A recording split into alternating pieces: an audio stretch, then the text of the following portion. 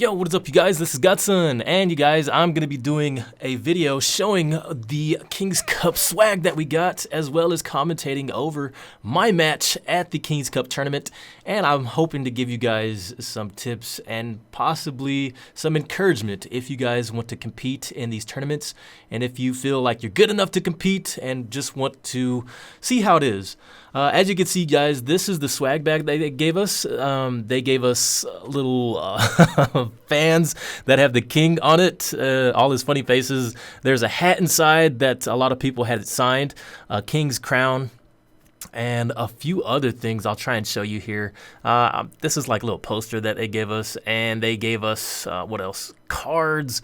I had a picture of myself on one. It was funny too because you have to actually like pose and then turn around and then do like, you know, a really mean or cool pose, and then they take a picture of you and then they put you in this card deck. So that was the deck, as well as they gave us shirts and I think some pins that I also had in this bag. So it was really cool. I think everyone got one of these, not just the YouTubers. A lot of people that had, attended got this swag bag.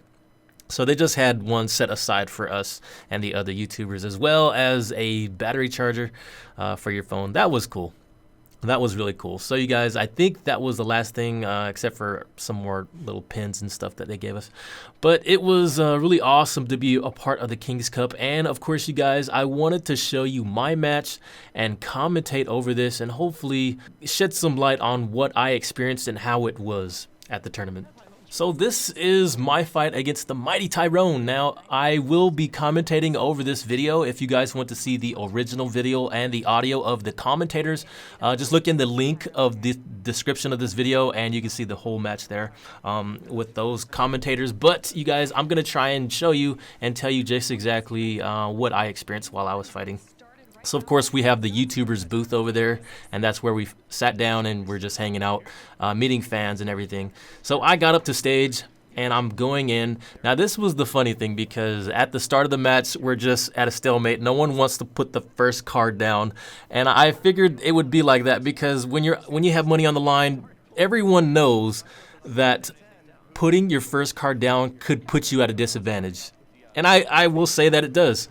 Putting your first card down is a disadvantage because you don't know if they're going to counter push on the other side while you've just wasted elixir going the other tower, or if they are just waiting, you know, to counter you somehow. So I, you know, said, you know what, I'm just going to do it. I'm just going to put this one elixir card down and start the match off. So I did, and thankfully, it actually worked out in my favor. I was able to start pushing on the other side, which was so risky. So risky for me to do that because I didn't, if he had a defensive tower like a cannon or something, that would have really worked against me. But somehow, you guys, I was able to get this going in my favor. This giant goes down with my skeleton horde, and then I have my mega minion. If I had just put that down a little sooner, I think I would have got a hit off his tower a little bit more, but in the end I don't think it mattered because it still came down to the last hit, and I will commentate and show you guys that.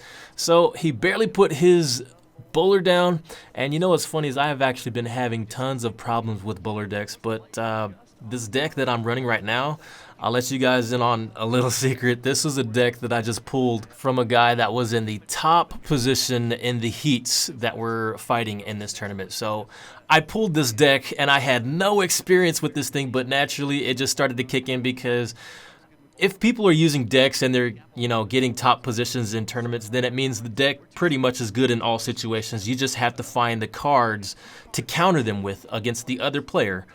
So I figured out that pretty quickly. Okay, this card will counter this card will counter that card, and then I can move aggressively with this one. I figured that out pretty fast. And, you know, I was actually training for that 3 days with the 3 Musketeer deck. And when I got to the tournament, you guys, all of a sudden, my deck's not working anymore. I'm losing a lot.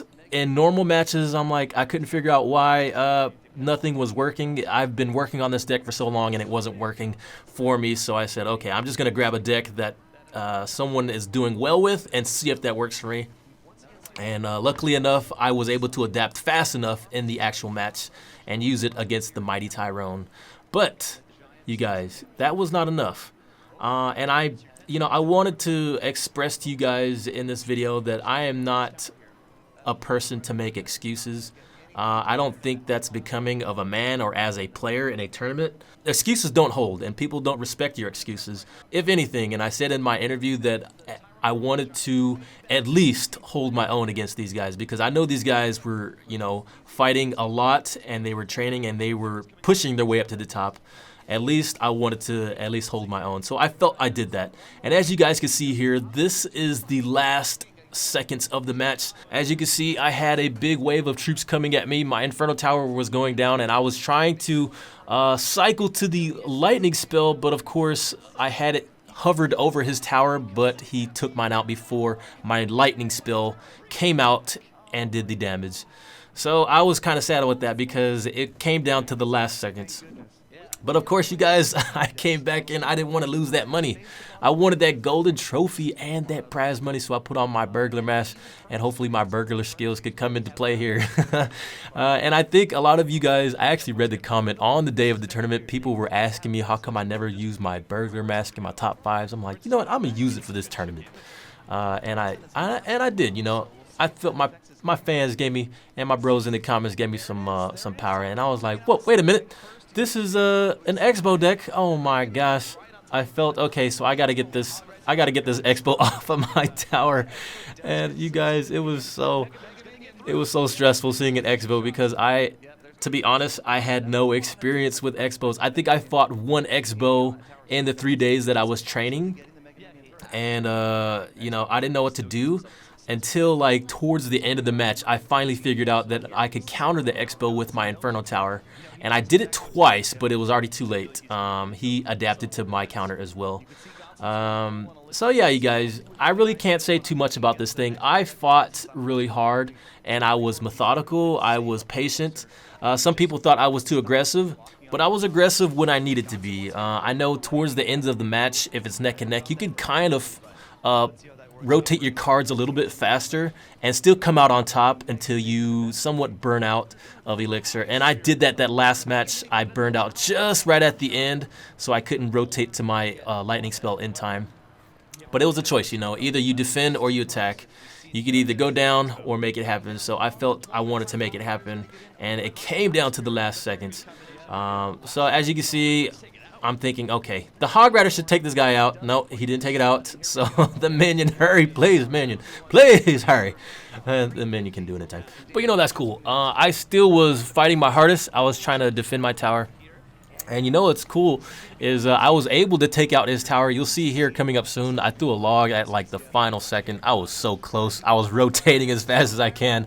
And it actually would have reset so that we were neck and neck again, even.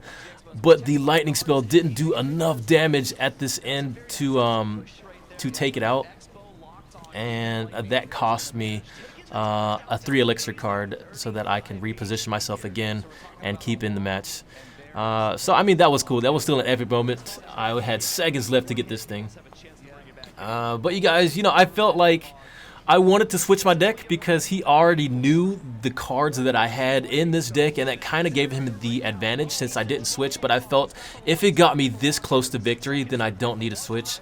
If it's not broke, don't fix it. I don't need to change anything because this is working for me, and I felt, okay, if I could just, you know, change up and play a little bit smarter, I could pull out this victory. And you guys, he had already gotten enough damage on my tower with the X-Bow before I could start defending again. And you'll see, like, I'm trying to do something here and get these guys off of my tower. Oh man, you guys, it was so stressful. But, you know, nonetheless, I had fun, and major respects to Tyrone. I could see he was fighting super hard as well as me. He was very methodical. As you can see, he knew the cards to counter me. He knew what to place and how to add pressure to the situation to make me defend. So you guys, it was really just a really good mind game.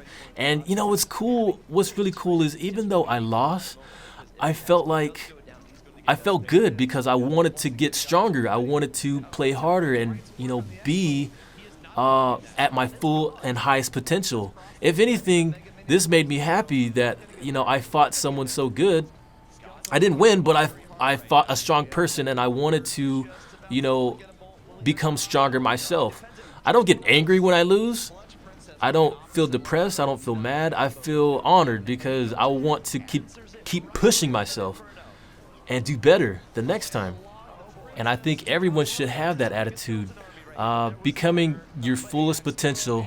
And I know now I could be just as good as anyone in this tournament as long as I'm applying myself, learning the meta, learning the cards, and adapting to situations. Everyone has that potential. It just depends on if you're willing to apply that to yourself. And you guys, oop, damn, forgot to shake his hand right there. I didn't see it, but you guys, I had fun. And thank you guys so much for supporting my fight and cheering me on in this tournament. And of course, you guys, because of this, I want to start doing some more live streams and playing you guys as well so that we can get better together. So thank you guys. This is Godson, and I will see you next time. Godson out.